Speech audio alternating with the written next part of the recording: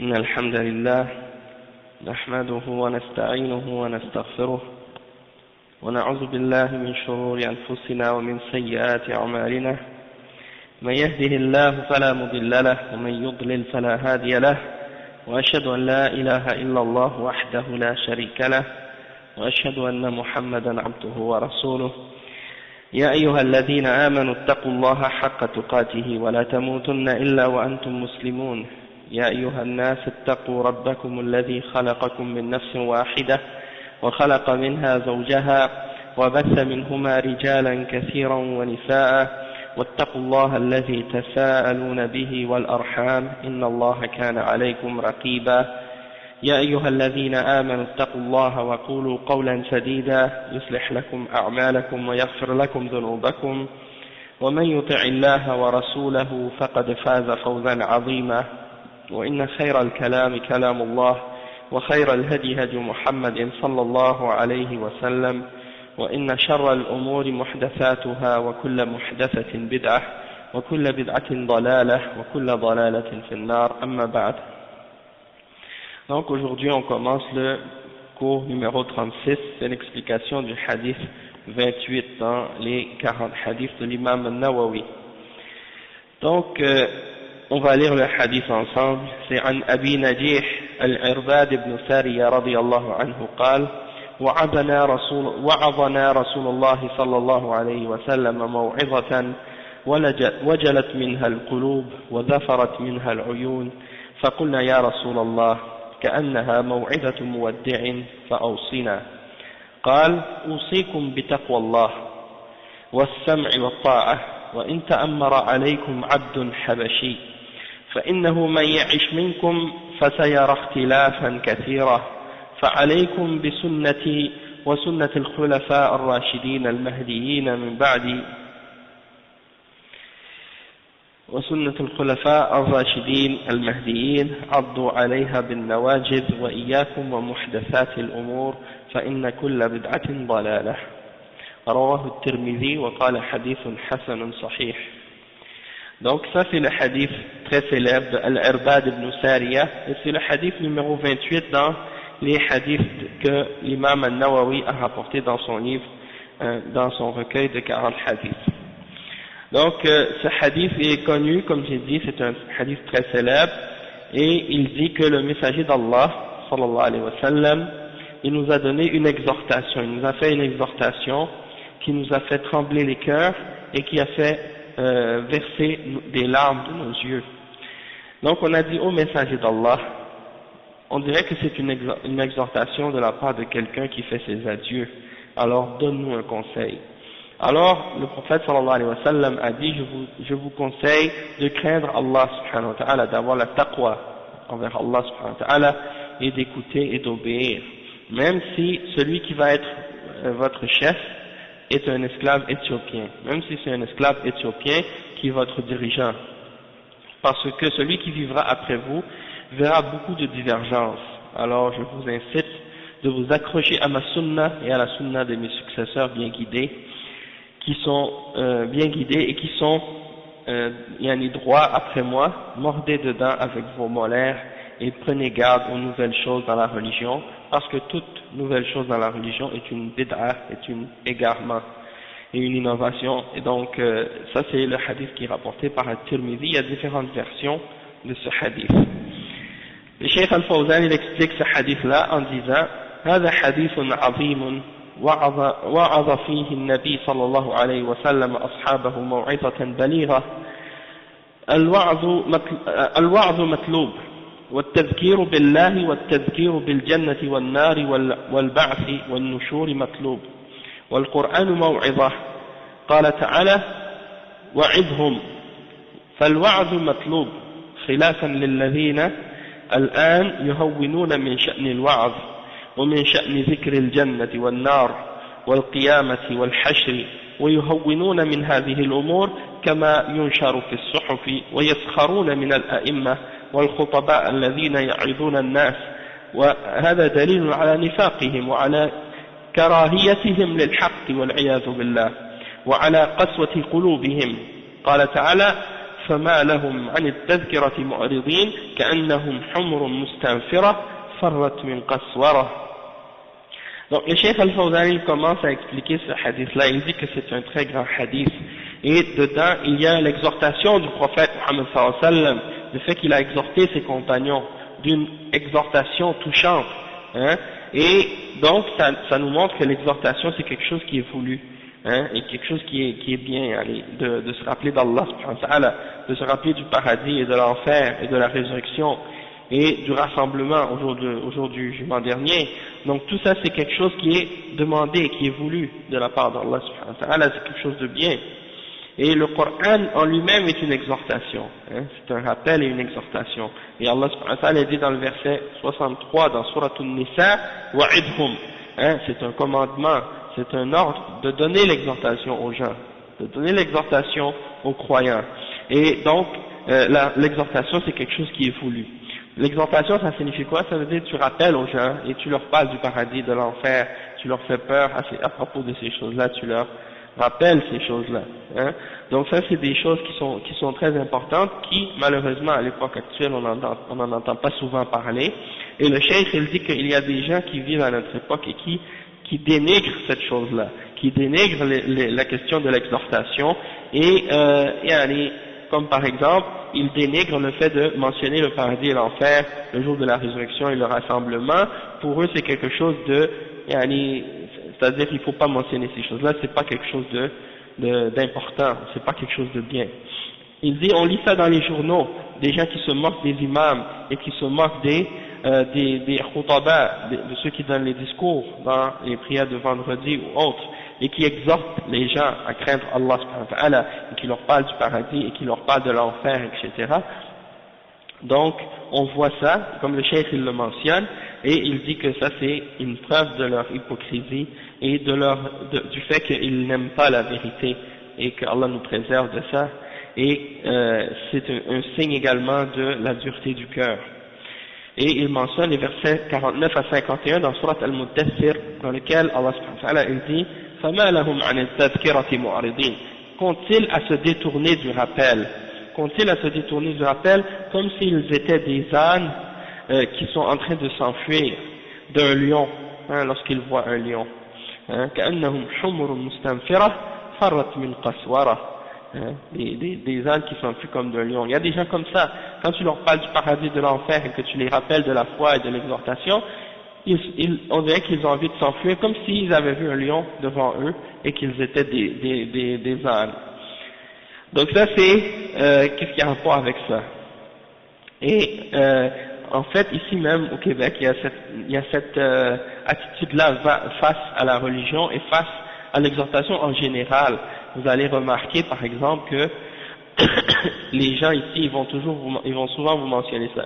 Ah nous les Québécois on connaît, par exemple on a connu ça à une époque, les prêtres ils nous faisaient peur avec l'enfer, ils nous parlaient de ça, et maintenant on n'en veut plus, on veut pas entendre parler de l'enfer, on veut plus entendre parler de ces choses-là, les prêtres ils nous faisaient trop peur avec ces choses-là. Donc ils ont cette attitude-là, et ça c'est un signe des gens qui justement, ils ne veulent pas entendre parler de ces choses-là. Pourquoi? Parce qu'ils savent que c'est la réalité, puis en même temps, ça leur fait peur. Et ça les empêche de suivre leur passion et de faire ce que Allah n'aime pas. Donc, ils ne veulent pas en entendre parler à cause de ça. Hein, bien entendu, les prêtres et l'Église catholique ont manipulé la population pendant longtemps en leur mentant, en leur cachant la vérité. Et bien entendu, ils ont joué avec ça. Mais c'est pas ça justifie pas le fait de ne pas en parler ou de ne pas mentionner les preuves et les choses qui ont rapport avec le paradis et l'enfer et avec la résurrection et le jour du jugement. Au contraire, c'est quelque chose qui doit nous faire comprendre que alhamdulillah, ça c'est des choses qui sont vraies, que Allah nous a révélées dans la révélation et qu'on doit mentionner pour pouvoir justement faire en sorte qu'on s'écarte de ce qu'il a interdit et qu'on s'encourage et qu'on fasse des efforts pour faire ce qu'il nous ordonne de faire, mais de ne pas obéir à ces gens-là quand ils nous disent il ne faut pas parler de ces choses-là, il ne faut pas leur mentionner ces choses-là. Parce qu'il y a des musulmans qui disent ça aux autres musulmans. Ils disent, quand tu parles avec des non-musulmans au Québec, il ne faut pas leur parler de l'enfer, il ne faut pas leur parler du paradis, parce que ces gens-là, ils n'aiment pas entendre ça, ils ont peur, ils ont été traumatisés par ça. Non, il ne faut pas les écouter ces gens-là, il faut leur expliquer la réalité et leur clarifier les choses telles quelles, et c'est pas dans le but de leur mentir ou de les manipuler comme les prêtres ont fait, au contraire c'est dans le but de les sauver justement du châtiment de l'enfer. Wa alaykum salam wa rahmatullahi wa barakatuh. Donc le cheikh dit وقال وموعظة وجلت منها القلوب يعني خافت وظفرت منها العيون يعني بكت وهذا من كمال وعظه صلى الله عليه وسلم وتأثيره على الناس وفي هذا بيان لما كان عليه الصحابة رضي الله عنهم من قبول الوعظ والتأثير به والتأثر به بخلاف الذين يسمعون الوعظ ولا يتأثرون به هؤلاء قد قست قلوبهم أما التأثر بالوعظ فهو دليل على سلامة القلب من القسوة. Le cheikh il dit que le sahabi Irbad ibn Sariya il a dit que le prophète sallallahu alayhi wa sallam a fait une exhortation qui a fait trembler leur cœur, c'est-à-dire leur cœur ils ont eu peur dans leur cœur quand ils ont entendu cette exhortation là, et zafarat minha al-uyun, c'est-à-dire les larmes ont coulé, c'est-à-dire ils ont pleuré lorsqu'ils ont entendu cette exhortation là, et ça montre la perfection de l'exhortation de notre prophète Muhammad sallallahu alayhi wa sallam, comment elle avait de l'effet sur les gens, comment elle avait de l'impact sur les gens qui l'entendaient, et également on voit aussi que c'est une clarification du fait que les Sahaba acceptaient l'exhortation et qu'ils étaient affectés par cette exhortation-là, ça avait un effet dans leur cœur. Contrairement à ceux qui entendent une exhortation mais qui ne sont pas affectés par cette exhortation-là, ils ne se sentent pas du tout touchés par ce qu'ils entendent lorsqu'ils entendent les versets d'Allah et qu'ils entendent parler du paradis et de l'enfer et d'autres choses qui sont reliées à ces choses-là. Et donc ceux-là, ils ont le cœur dur. Leur cœur est devenu tellement dur que même quand ils entendent parler de ces choses-là, ils restent insensibles. Donc, le fait d'être affecté lorsqu'on entend une exhortation et lorsqu'on entend parler du paradis et de l'enfer et des choses de ce genre, de qu'est-ce qui va se produire au jour de la résurrection, ça c'est le signe que notre cœur est en santé, que notre cœur il est bon, que notre cœur il est sensible à l'exhortation et au rappel. Le cheikh il dit ensuite قال فقلنا يا رسول الله كأنها موعظة مودع يعني كأن هذا يدل على قرب أجلك لأن العادة أن الإنسان يوصي من خلفه إما عند سفره وإما عند موته. قال فأوصينا قال أوصيكم بتقوى الله عز وجل والسمع والطاعة وإن تأمر عليكم عبد فإنه من يعش منكم فسيرى اختلافا كثيرا فعليكم بسنتي وسنة الخلفاء الراشدين. Donc le cheikh il dit quand le prophète sallallahu alayhi wa sallam, en fait le sahabi Irbad ibn Sariya on a dit au messager d'Allah, la façon dont tu parles, on dirait une maw'idha de quelqu'un qui est muwaddi', c'est-à-dire quelqu'un qui va nous quitter. On dirait que tu nous fais une exhortation comme si tu allais nous quitter, tu nous fais tes adieux, c'est-à-dire que comme si ta mort était proche, et ça c'est pourquoi, parce que c'est l'habitude lorsqu'on part en voyage ou lorsqu'on meurt, on donne un conseil, on laisse un testament, on donne un conseil aux gens qui vont rester vivants après nous, et donc c'est ça que les Sahaba ont demandé au prophète sallallahu alayhi wa sallam, ils ont dit donne-nous un conseil, fa'awsina. Et le prophète sallallahu alayhi wa sallam a répondu, a dit, je vous donne le conseil de craindre Allah, d'écouter et d'obéir à celui qui est votre dirigeant, même si celui qui a été placé sur vous est un esclave. Et il a dit, parce que celui qui vivra après vous verra beaucoup de divergences, beaucoup de désaccords, alors accrochez-vous à ma sunna et à la sunna de mes successeurs bien guidés. Donc, le prophète sallallahu alayhi wa sallam a donné quelques conseils à ses compagnons et on va les analyser de plus près. Le cheikh il mentionne premièrement, il dit أولا تقوى الله بفعل أوامره وترك نواهيه رجاء لثوابه وخوفا من عقابه. Le cheikh, il dit, premièrement, le premier conseil, dans ce conseil que le prophète sallallahu alayhi wa sallam a donné, c'est le plus grand des conseils, c'est-à-dire d'avoir la crainte d'Allah, d'avoir la taqwa. Taqwa Allah. Ça veut dire quoi? Ça veut dire de faire tout ce qu'il nous ordonne et de nous écarter de tout ce qu'il nous a interdit dans l'espoir d'avoir sa récompense et par la peur ou par peur d'avoir son châtiment. Donc, taqwa Allah, c'est ça. Hein, c'est de faire ce qu'il nous ordonne de faire et de nous écarter de tout ce qu'il nous a interdit dans l'espoir d'avoir sa récompense et dans la peur d'avoir son châtiment. Le deuxième conseil qu'il donne dans cette parole qu'il a dite aux Sahaba, c'est as-sam'u wa ta'a li wulati al-umur li'annahu fi hadha jam'u al-kalima wa fihi masalih ad-dunya wad-din.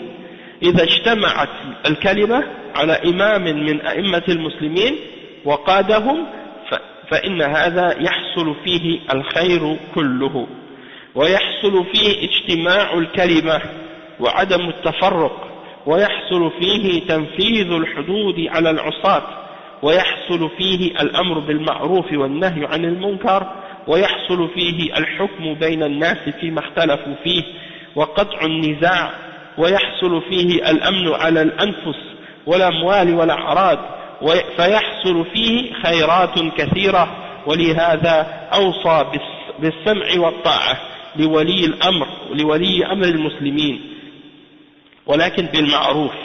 أما إذا أمر بمعصية فإنه لا يطاع في المعصية. قال صلى الله عليه وسلم لا طاعة لمخلوق في معصية الله ولكن لا ينحل أمره بل لا يطاع في هذه المعصية ويطاع في غيرها من المعروف. Donc le cheikh il dit comme deuxième point d'écouter et d'obéir. Ça c'est le deuxième conseil que le prophète sallallahu alayhi wa sallam a donné, d'écouter et d'obéir aux dirigeants des musulmans, ceux qui dirigent les musulmans. Pourquoi? Parce que dans le fait de les obéir, dans le fait de leur obéir, il y a le fait qu'on rassemble les musulmans et qu'on unit leurs paroles. Et il y a dans ça un bienfait dans la dunya et dans la religion, dans les affaires de la dunya et dans les affaires religieuses également. Hein? Donc lorsque la parole des musulmans elle s'est unie sur un seul dirigeant, hein? Donc les musulmans ils ont choisi, ils se sont mis autour d'un seul dirigeant, alors ça amène tout le bien. Et ça fait en sorte que les gens unissent leurs paroles et qu'ils ne se divisent pas. Et ça amène également l'établissement et l'exécution des peines contre les gens qui ont désobéi. Et ça amène également à l'ordonnance du bien et l'interdiction du mal. Et ça amène également au fait qu'il y aura un jugement dans les disputes, dans les désaccords qui arrivent entre les hommes. Il y aura l'établissement du jugement entre eux. Et également, il y aura le fait que on va pouvoir trancher entre les disputes quand les gens se disputent. Et du fait qu'il va établir la justice, hein, il va établir la justice. Et il va y avoir également dans la société une certaine sécurité, hein, par rapport à notre personne, par rapport à nos biens, par rapport à notre honneur, puisque les gens qui vont vouloir transgresser contre notre personne ou contre nos biens ou contre notre honneur seront punis lorsque ce sera nécessaire. Donc il y a un grand bien du fait qu'on se rassemble autour de nos dirigeants et du fait qu'on les écoute et qu'on les obéisse dans le bien. Et c'est pour ça que le prophète Mohammed sallallahu alayhi wa sallam nous a ordonné, nous a conseillé d'écouter et d'obéir aux dirigeants des musulmans. Toutefois, c'est uniquement dans le bien. C'est-à-dire que si le dirigeant nous ordonne de faire un péché, ou nous ordonne de désobéir à Allah subhanahu wa ta'ala, alors dans ce cas-là, on n'a pas le droit de l'obéir dans le péché. Et le prophète sallallahu alayhi wa sallam, il a dit, il n'y a pas d'obéissance à la créature dans la désobéissance d'Allah subhanahu wa ta'ala, comme c'est rapporté dans Al-Bukhari et Muslim, dans le hadith qui est rapporté sur Ali ibn Abi Talib radiyallahu anhu. Et toutefois donc il faut comprendre que même s'il a fait un péché, le dirigeant, on ne doit pas complètement rejeter son commandement et son autorité. C'est seulement que dans ce péché-là en particulier qu'il nous a ordonné de faire, on ne devra pas l'obéir, mais on continuera quand même à l'obéir dans le bien, dans le reste des autres choses qu'il nous ordonne de faire. Et ça, c'est un des fondements parmi les fondements de Ahl Sunnati wal Jama'a. C'est un des principes parmi les principes fondamentaux de Ahl Sunnati wal Jama'a. Et celui qui contredit à ce sujet-là, il a rejoint la voie des Khawarij, et des gens de Bid'a parmi les Mu'tazila, et il a quitté la voie de la Sunna. Et il n'est plus considéré comme étant un Sunni. À partir de ce moment-là, il est considéré comme étant un Mu'tadi' et un Khariji pour avoir rejeté l'ordre du dirigeant et l'ordre du prophète Muhammad sallallahu alayhi wa sallam à ce sujet-là. قال وإن تأمر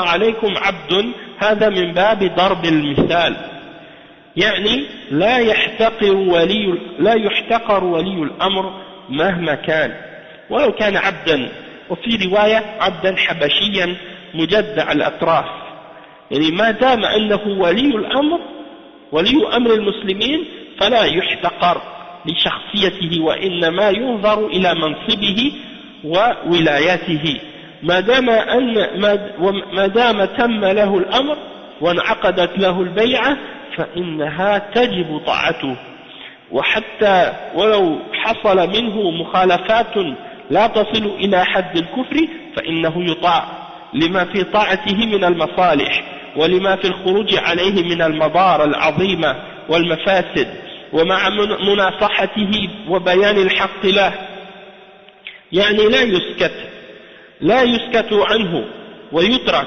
بل يناصح قد جاء في الحديث الدين النصيحة قلنا لمن يا رسول الله قال لله ولكتابه ولرسوله ولأئمة المسلمين وعامتهم. Le cheikh il dit ensuite donc le prophète sallallahu alayhi wa sallam a dit dans ce conseil-là que même si c'est un esclave qui devient votre dirigeant, et ça c'est pour nous donner un exemple, c'est-à-dire peu importe qui va être à notre tête et qui va être notre chef, notre dirigeant, notre chef d'État, notre président, notre roi, notre khalifa, peu importe qui va être à la tête, du moment que c'est lui le dirigeant, on doit écouter et l'obéir, peu importe qui il est, même si c'est un esclave, même s'il n'a pas de diplôme, même s'il n'a pas eu disons une lignée ou une position de noblesse, un statut de noblesse par rapport à sa lignée ou à ses ancêtres ou à ses parents, peu importe, du moment que c'est lui le dirigeant, il faut l'écouter et l'obéir dans le bien, même si c'est un esclave, dans une autre narration, même si c'est un esclave éthiopien qui a les membres coupés, on lui a coupé les bras et les jambes, ou bien on lui a coupé le nez et les oreilles, comme on dit. Alaykoum salam wa rahmatullah. C'est un exemple que le prophète sallallahu alayhi wa sallam a donné pour dire peu importe qui il est, et peu importe qu'est-ce qu'il est, c'est ça, par rapport au fait qu'il n'est pas arabe, parce qu'il y en a qui vont dire bon, on va seulement écouter au dirigeant qui est arabe, si c'est pas un arabe, si c'est un éthiopien ou un perse ou un autre, on va pas l'écouter. Et le prophète sallallahu alayhi wa sallam dans ce hadith-là, il a mentionné éthiopien.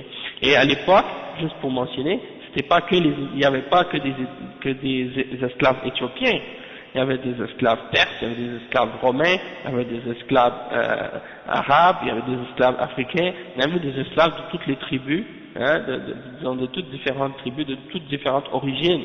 Il n'y avait pas que des esclaves noirs comme les gens s'imaginent aujourd'hui.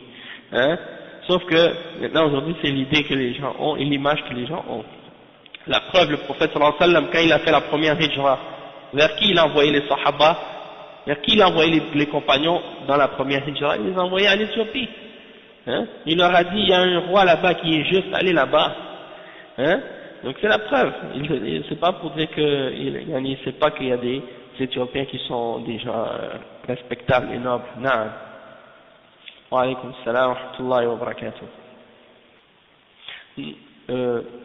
Parce que là c'est en particulier par rapport aux dirigeants et les gens qui auront la position de pouvoir. Tu comprends? Et c'est un ordre que le prophète sallallahu alayhi wa sallam nous donne pour dire qu'il faut respecter la personne qui est au pouvoir. Peu importe qui il est, peu importe son niveau, peu importe son statut, peu importe qu'il soit un esclave ou autre. C'est ça le point. Oui, c'est-à-dire s'il est éthiopien ou qu'il n'est pas arabe, c'est la même chose dans ce sens-là. Parce qu'il y a un autre hadith qui mentionne, c'est pas dans le cours là, mais c'est juste pour dire, il y a un hadith qui mentionne que les imams, les dirigeants, sont de Quraysh. C'est-à-dire que les dirigeants, ceux qui vont être à la tête des musulmans, ça doit être quelqu'un de Quraysh. Donc, les ulama ont expliqué que si on a le choix entre deux personnes pour être dirigeants, et que les deux sont pareils dans la religion et dans la piété, dans la science, etc., mais qu'il y en a un qui est de Quraysh, de la tribu de Quraysh, et l'autre qui n'est pas de la tribu de Quraysh, on doit donner précédence à celui qui est de Quraysh. D'accord? Mais là, c'est un exemple pour dire, si supposons qu'il arrive qu'un autre un dirigeant qui va être au pouvoir, il est esclave et il est éthiopien, il a pas ses membres, etc., c'est lui votre dirigeant, vous devez l'écouter et l'obéir dans le bien. D'accord? C'est ça que on doit comprendre. Et qu'est-ce qui est important aussi à comprendre, comme le cheikh il nous le dit dans ce hadith-là, c'est qu'on ne doit pas le mépriser dans sa personne et on doit regarder son statut, sa position, du fait que c'est lui le dirigeant et la responsabilité qu'il a envers les musulmans. Et du moment qu'on lui a donné l'allégeance et qu'on lui a donné la bay'a, alors dans ce cas-là c'est obligatoire de lui obéir, même si il arrive que de sa part il va y avoir certaines contradictions avec l'islam ou quelques péchés qu'il va faire. Hein? Donc, le fait qu'il y a des péchés, tant que ça n'atteint pas le degré de kufr, ou le niveau de kufr, il doit être obéi, ce dirigeant-là, parce que dans son obéissance, il doit être obéi dans le bien, dans le bien qu'il nous ordonne de faire, et non pas dans le péché, comme on l'a dit tout à l'heure, mais dans le fait de l'obéir, dans le bien, il y aura beaucoup de bienfaits là-dedans. Hein? Et dans le fait de se révolter contre lui et de sortir contre lui et contre son autorité, il y aura des grands méfaits et des grands des problèmes, des grands effets négatifs à ce sujet-là du fait de se rebeller contre lui. On a parlé de ça avec un frère dernièrement, le frère Issa et Ahmad, ils étaient là après la prière. Je l'ai mentionné même ce matin dans le dars sur Paltalk, il y avait un frère à qui on discutait, puis on discutait on parlait on est rentré dans le sujet de l'Arabie Saoudite, et je ne sais pas comment, puis là il mentionnait qu'il y avait des péchés là-bas, qu'il y avait de l'injustice là-bas, qu'il y avait des gens qui avaient toute la richesse pour eux, puis qu'il y en a d'autres pendant ce temps-là, d'autres pays qui sont pauvres, etc., etc. Et il critiquait le fait que c'est des rois, qu'il mentionnait que pour lui un État islamique c'est premièrement un État dans lequel la population doit choisir son dirigeant. Il dit ça c'est la démocratie, c'est pas l'islam. Hein? Tu te bases sur quoi? Tu te bases sur le Coran et la Sunna pour dire ça, ou sur ta propre compréhension, ou bien sur tes idées, ou bien sur la démocratie des koufars. Ensuite il a mentionné d'autres exemples, il a dit il faut qu'il y ait de la justice, il faut qu'il y ait de l'égalité, etc., etc. Donc je lui ai expliqué que le prophète sallallahu alayhi wa sallam il nous a dit qu'il y allait avoir des dirigeants qui allaient venir au pouvoir, qui allaient avoir de l'injustice, qui allaient faire des péchés. Et le prophète sallallahu alayhi wa sallam il a dit même dans un hadith innahu satakunu athara wa umurun tunkirunaha. Et l'imam An-Nawawi a expliqué que al-athara ça veut dire quoi? Ça veut dire que ce sont des gens parmi les dirigeants qui vont prendre toutes les bonnes choses de la dunya juste pour eux. Et ils vont rien donner aux autres. Ils vont tout garder le bien pour eux seulement. Hein? Et il y aura également des choses que vous allez détester, que vous allez désapprouver, que vous allez condamner, des choses qui sont mauvaises, que les dirigeants vont faire. Et les sahaba ont demandé, qu'est-ce qu'on doit faire? Ô messager d'Allah, lorsqu'on va voir de ces choses-là, il a dit, vous devez, il a répondu dans plusieurs hadiths différents, dans un des hadiths il dit, vous devez demander, vous devez donner à ces dirigeants-là le droit qu'ils ont sur vous, le droit que eux ils ont sur vous, vous leur donnez, et le droit que vous avez sur eux, demandez-le à Allah. Hein? Il n'a pas dit, allez-y, faites des rébellions, des révoltes, des manifestations, faites du bruit, criez, critiquez les dirigeants, parlez contre eux dans les mosquées, dans les rues, parlez de leurs péchés devant tout le monde, expliquez qu'est-ce qu'ils ont fait de mal. Il n'a pas dit ça. Il a dit, demandez à Allah quand vous n'avez pas reçu votre droit et donnez leur droit à eux. Parce que dans un autre hadith, il dit parce que فَإِنَّمَا عَلَيْهِمْ مَا حُمِّلْ وَعَلَيْكُمْ مَا حُمِّلْتُمْ. Parce que qu'est-ce que vous avez fait, vous allez être jugé pour, et qu'est-ce que eux ont fait, eux ils vont être jugés pour. Donc si vous avez fait des choses injustes, vous allez être jugé pour vos injustices à vous, et si vous avez fait, si eux ils ont fait l'injustice, Allah va leur demander des comptes au jour de la résurrection, c'est tout. Donc, dans plusieurs hadiths, il y a l'ordre d'être patient et d'obéir. Il y a même un hadith, le hadith de Hudayfa, il a dit, il y aura des hommes qui vont venir, qui vont vous diriger, ils ne suivent pas ma sunna, et ils ne se basent pas sur ma guidance.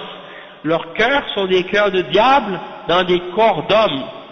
Ils ont dit, les sahaba, oh messager d'Allah, hein, Hudayfa il dit, oh messager d'Allah, qu'est-ce qu'on doit faire avec ces hommes-là quand on va les voir, hein, est-ce qu'on ne doit pas y aller se rebeller, se révolter, les tuer, les combattre, quoi? Qu'est-ce qu'on fait? Il a dit, écoutez et obéissez. Même si on te prend tes biens, même si on te frappe ton dos, écoute et obéis. Hein? Alors là, tu dis ça à des ikhwan, aujourd'hui tu dis ça à des takfiriyin, tu dis ça à des djihadis, ils commencent à te dire, mais non, ça c'est pas, ça c'est quoi ces hadiths-là, ça c'est déjà qu'il y en a même qui sont allés jusqu'à déclarer ces hadiths-là faibles, ou essayer de les mettre en doute, ou bien de dire ça c'est des gens qui ont écrit ces hadiths-là pour faire plaisir aux dirigeants. Alors que ce sont des hadiths authentiques rapportés par Al-Bukhari et Muslim, le plus haut niveau d'authenticité. Ça veut dire que ces gens-là, ils n'ont pas besoin de religion. Ces gens-là, ils ont pris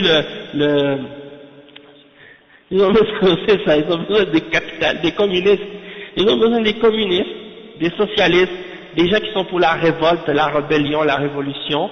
C'est ça qu'ils veulent, un islam révolutionnaire basé sur l'idée qu'il faut combattre, il faut se révolter, il faut prendre les armes. Hein. Et après la discussion que j'ai eue avec ce frère-là, je lui ai dit, tu sais, je lui ai dit, tu connais l'histoire de Othman ibn Affan, radiyallahu anhu? J'ai dit, tu sais comment il est mort? Radiyallahu anhu, tu sais comment il est mort? J'ai dit, qu'est-ce qui l'a tué? J'ai dit, c'est des Khawarij qui l'ont tué. Et pourquoi ils l'ont tué? Parce qu'ils commençaient à le critiquer, et à parler contre lui, et à dire, il fait de l'injustice, il met un tel au pouvoir, il met des gens de sa propre famille au pouvoir, il fait ci, il fait ça, et commençait à répandre des choses contre lui, des rumeurs contre lui. Et alors, après, avec le temps, qu'est-ce qui est arrivé? Ils sont arrivés à Médine, et puis, ils l'ont tué. Ils l'ont tué. Alors c'est pour dire, j'ai dit, tu vois la façon dont tu parles, c'est exactement la même façon dont parlaient ces gens-là qui ont tué Othman. Il a dit, non, ça c'est pas pareil. Othman, il est très haut, il est très élevé, c'est un khalifa, hein, c'est un sahabi du prophète Muhammad sallallahu alayhi wa sallam, Dhun Nourayn, hein, alors que les dirigeants actuels, c'est pas la même chose. J'ai dit, s'ils étaient capables de faire ça avec Othman ibn Affan, radiyallahu anhu, alors avec qui ils vont pas le faire? S'ils sont capables de le faire avec Othman, radiyallahu anhu, celui à qui le prophète sallallahu alayhi wa sallam a donné 2 de ses filles en mariage, et il a dit, si j'en avais une autre, je te l'aurais donné. Hein? Celui que le prophète sallallahu alayhi wa sallam a dit à son sujet, les anges, quand ils te voient, ils sont gênés en ta présence. Hein? Donc si c'était à propos de lui qu'ils étaient capables de dire ces choses-là et de faire ce qu'ils ont fait avec lui, ils vont se gêner de le faire à qui? Hein? Il n'y en a pas un dirigeant qui peut être épargné de leur langue sale. Alors, c'est pour ça que ces gens-là, il faut faire comprendre aux gens le danger qu'ils représentent pour la Ummah et pour l'islam. Parce que ce sont, comme Cheikh Muqbil il dit, ce sont les instruments que les kuffars utilisent pour frapper les musulmans et c'est des ennemis de l'islam à l'intérieur de la Ummah. Hein? Donc tous les takfiriyin et les djihadis qui sont contre ces hadiths-là qu'on est en train de mentionner, ça c'est des preuves contre eux. Non. Ben c'est justement, ça c'est d'utiliser ce genre de verset-là pour dire par exemple, parce que l'Arabie Saoudite a demandé l'aide des Américains contre l'Irak. Donc ça c'est la preuve qu'ils ont pris les Américains pour alliés, et que ça veut dire donc qu'ils sont des kuffars. Ok, de se baser sur ce verset-là pour faire le takfir de l'Arabie Saoudite, ça nous prouve l'hypocrisie et l'ignorance de ces gens-là.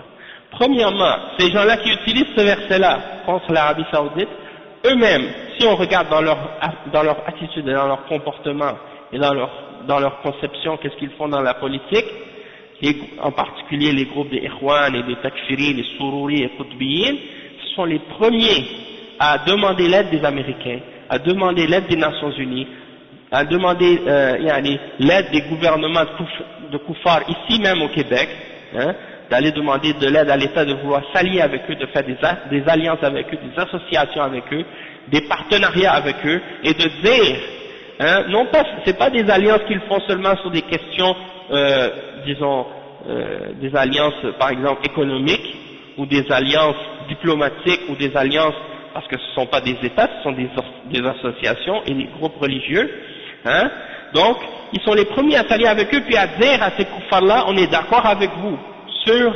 l'égalité entre l'homme et la femme, sur la laïcité, c'est-à-dire que la religion et l'État c'est deux choses séparées. Ils sont d'accord avec eux sur la démocratie, déjà toutes des choses qui sont kufr, qu'on est d'accord avec vous sur quoi d'autre encore, la liberté religieuse, la liberté de croyance et de conviction. Tout ça sont des points qui sont des points qui sont directement reliés avec la religion et la croyance islamique, qui sont en opposition totale avec l'islam et la charia. Ça c'est déjà de un. Et il s'associe avec eux, sur ces points-là et sur ces principes-là. Le prophète Mohammed sallallahu alayhi wa sallam, il n'a pas interdit de faire des alliances ou des contrats ou des pactes ou des ententes avec les kuffars et les mushrikines, mais à condition qu'il n'y a rien dans les clauses du contrat ou dans les ententes du pacte qui implique une désobéissance à l'islam, et encore moins si ça impliquait une contradiction au fondement de notre aqidah. D'accord?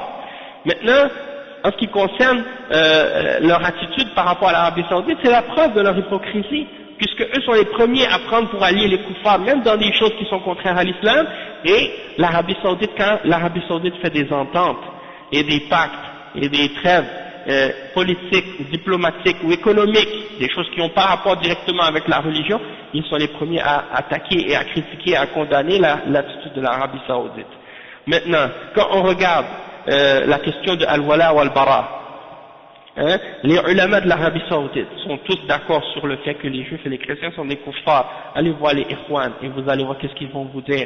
Si vous leur demandez est-ce que les juifs et les chrétiens sont des kuffars, ils vont commencer à vous dire non, on ne peut pas dire que ce sont des kuffars, ce sont des gens du livre, on les aime, on a juste des problèmes avec la Palestine par rapport à la terre, pas à cause de la religion, comme Qardawi l'a dit, comme Hassan al-Banna l'a dit, et des choses de ce genre. En ce qui concerne donc Al-Wala ou Al-Bara, nous on dit de prendre les kuffars pour alliés, oui, si tu les prends pour alliés et que tu les aimes à cause de leur kufr, là dans ce cas-là, tu sors de l'islam et tu es en dehors de la religion musulmane. Mais si tu les prends pour alliés dans les choses de la dunya, quelque chose de la dunya, alors dans ce cas-là, selon la catégorie, selon la catégorie et la sorte d'alliance que tu vas faire avec eux, ça peut être un péché comme ça peut être permis dans certains cas. Et ça ne veut pas dire que tu sors de l'islam nécessairement. Le fait que nous on soit présents ici parmi eux, le prophète sallallahu alayhi wa sallam a dit ana bari'u min kulli muslim aqama bayna dhahranay al-mushrikin. Le prophète sallallahu alayhi wa sallam a dit je me désavoue de tout musulman qui s'établit en plein milieu des mushrikin. Est-ce que ça veut dire qu'il se désavoue de nous aujourd'hui puis que nous on est des kuffars? Est-ce que le prophète sallallahu alayhi wa sallam a dit man tashabbaha biqawmin fahuwa minhum, celui qui ressemble à un kafir, qui ressemble à un peuple, il est un des leurs. Est-ce que nous, aujourd'hui, si on dit quelqu'un parmi les musulmans s'habille comme les kuffars s'habillent, est-ce que tu vas dire automatiquement lui c'est un kafir? Non, il faut voir. Donc, celui qui s'allie avec eux dans le kufr et qui les aime à cause de leur kufr et qui les supporte à cause de leur kufr et de leur shirk, alors il devient un mushrik et un kafir, même s'il les a pas aidés. Même s'il n'est pas allé avec eux, s'il les aime dans son cœur, il est kafir, mushrik, à cause de leur kufr, par rapport à ce verset et par rapport à d'autres versets aussi. Mais si quelqu'un les prend pour alliés, ou bien disons, si quelqu'un se met avec eux et se met d'accord avec eux pour combattre un ennemi commun, c'est-à-dire les musulmans qui vont se mettre avec un autre pays kafir pour combattre un autre kafir, hein? Supposons que l'Arabie Saoudite s'allie avec, supposons, les États-Unis pour combattre la France ou l'Angleterre ou les États-Unis, un autre pays. Est-ce que tu vas dire ça c'est un kafir, hein? Parce que l'Arabie Saoudite a pris pour allier les Américains contre la France ou contre l'Angleterre ou contre l'Italie ou contre un autre pays kafir? Est-ce que tu vas dire que ça c'est kufr? Non, parce que il y a des choses il y a des exemples qui nous montrent dans le Coran, dans la Sunna, qu'il y a des choses comme ça qui se sont produites et les ulama n'ont pas interdit de façon absolue ces choses-là. Hein, ils ont des détails dans les livres de fiqh sur ces questions-là. Maintenant, si quelqu'un va prendre un kafir comme un allié pour combattre un autre pays de kufr, hein, qui est un pays soi-disant arabe, comme par exemple l'Irak qui défendait le socialisme du pays Ba'ath, hein, les Ba'athistes. C'est un pays socialiste, communiste, et l'idéologie de ce parti-là, c'est une idéologie qui est opposée à l'islam, opposée au Coran, opposée à la Sunna, opposée au fondement même de la religion musulmane. Même si la population est musulmane, mais l'idéologie du parti qui est au pouvoir, et qu'est-ce qu'ils défendent, c'est pas l'islam, c'est le kufr. Donc, si l'Arabie Saoudite prenne pour allier ce pays, les kuffars pour combattre d'autres kuffars, je ne peux pas dire que c'est des kuffars à cause de ça. Et non seulement ça, c'est pas la première fois que il y a eu la présence d'une armée étrangère dans les terres saintes. Hein. Avant même que l'Arabie Saoudite existe, il y a eu la Première Guerre mondiale où il y a eu des Anglais qui ont été en Arabie Saoudite qui ont combattu. Les Arabes du Hijaz, ils ont combattu contre la Turquie avec les Anglais pendant la Première Guerre mondiale. Il y a plein d'autres exemples aussi. Ben oui, c'est justement, ceux-là ils sont des takfiriyin et des khawarij et ils déclarent les ulama kuffar. Maintenant c'est qui les ulama? C'est eux les ulama, ils connaissent plus que eux ils connaissent mieux que les ulama qu'est-ce qui est kufr et qu'est-ce qui est pas kufr. Ils vont enseigner aux ulama du tawhid qu'est-ce que c'est le tawhid et qu'est-ce qui est kufr et qu'est-ce qui est pas kufr, hein? Donc alhamdulillah, les ulama de l'Arabie Saoudite sont les ulama qui nous ont enseigné le tawhid, et depuis des générations c'est eux qui enseignent à la Ummah le tawhid maintenant. Donc si eux ils savaient qu'il y avait du kufr dans ce que l'Arabie Saoudite a fait, ils auraient été les premiers à déclarer que cet acte-là est kufr et que c'est pas permis de le faire.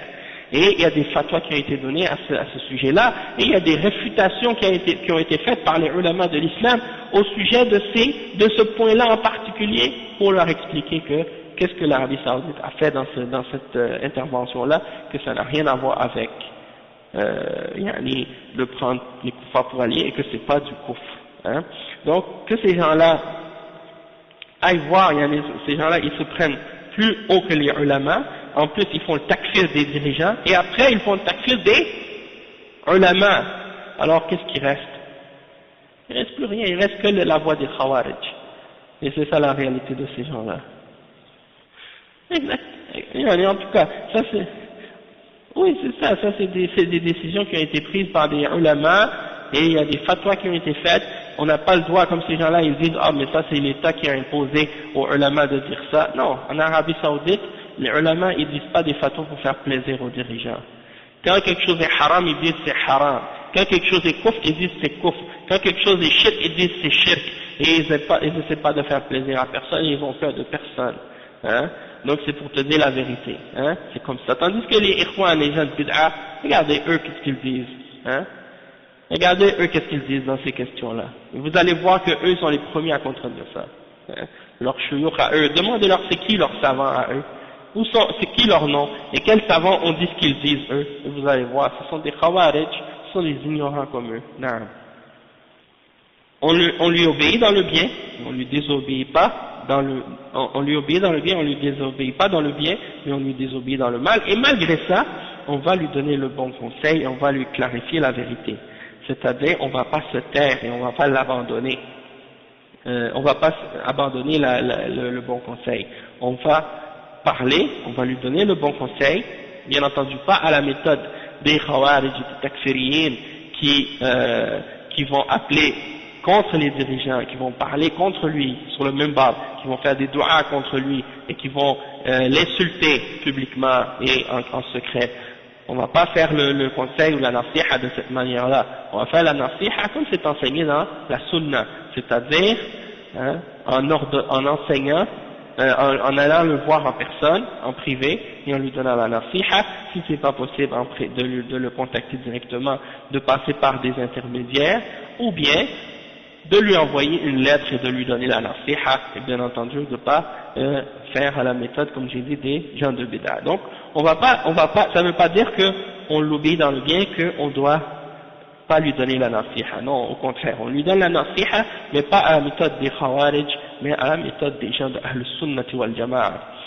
Ensuite, le cheikh il mentionne le hadith du prophète sallallahu alayhi wa sallam, dans lequel il dit ad-din al-nasiha, c'est-à-dire la religion c'est le bon conseil. On a dit pour qui au messager d'Allah?